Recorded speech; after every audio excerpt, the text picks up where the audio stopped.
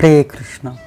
When Krishna asks Arjuna to fight the Mahabharat war, then Arjuna is completely perturbed. He thinks that Krishna has already explained that I am not this body but I am a soul. And as a soul, I am spiritual and eternally related to Krishna. And this body is temporary, and all the relationships pertaining to this body is also temporary. So why does Krishna want me to engage in any activity in this material world? Even if I win this war, then what is the gain? Because ultimately I will have to leave this body, so why to waste my time in this mundane affair? This is the thought process of Arjuna. So Arjuna is saying to Krishna that, O Janardhan, O Keshava, why do you want to engage me in this ghastly warfare if you think that intelligence is better than fruity work? This question confused Arjuna at the battlefield of Kurukshetra, and this also confuses devotees who begin to practice Krishna consciousness.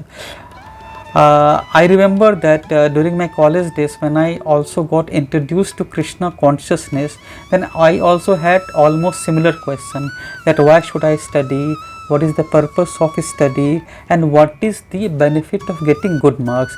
And when I spoke to other devotee friends studying with me, then they too had almost similar thoughts. And before coming to Krishna consciousness, we want to work hard for success and especially to get name, to get fame. But when we come to Krishna consciousness, we start understanding how futile these mundane desires are, because nothing material is sustainable, and most importantly, it never gives any pleasure to the soul. So we start thinking that better to refrain from all material duties. The same thought Arjuna had, why to engage in war.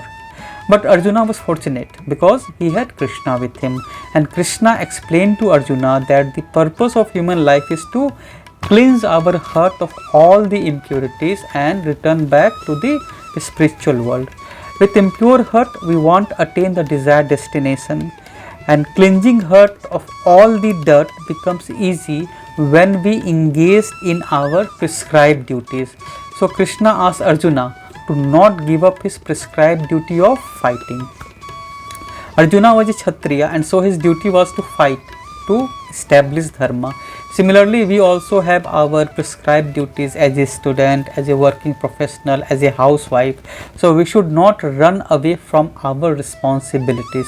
But it does not mean that we should only be engaged in our material duties or just prescribed duties. It is important that while doing our duty, we should constantly remember Krishna. Because if we do so, then we will always be in Krishna consciousness. Externally, what we are doing and what the materialistics are doing may most of the times look same, but internally there will be an ocean of difference. For example, Arjuna was fighting and also Duryodhana was fighting, but Arjuna was fighting by keeping Krishna in the center and for the pleasure of Krishna, but Duryodhana was fighting for his selfish motive. So we should follow the footsteps of Arjuna and not of Duryodhana.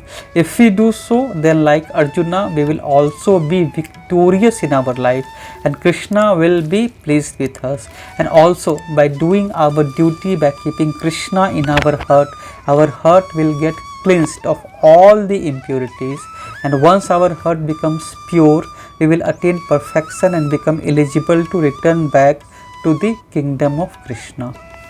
Hare Krishna.